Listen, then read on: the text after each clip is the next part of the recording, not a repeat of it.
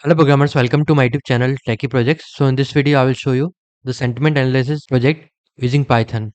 User have to run the app.py file from terminal, then it will open the web page where user have to enter any text and model will analyze the sentiment in that particular text.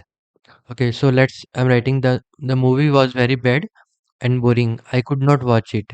So model will load and it will try to analyze that particular text which you are entering,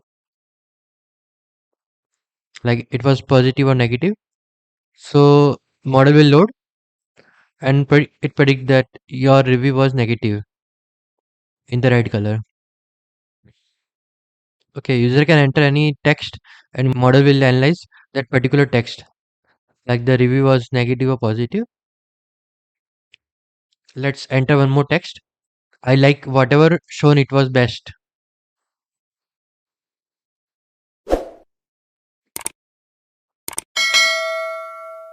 Okay, and click on submit button. Like it shows your review was positive.